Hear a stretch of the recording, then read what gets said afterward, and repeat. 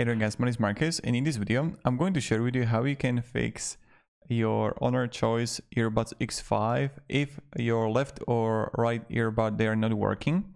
So what you can do is really simple. Put your earbuds back to the case.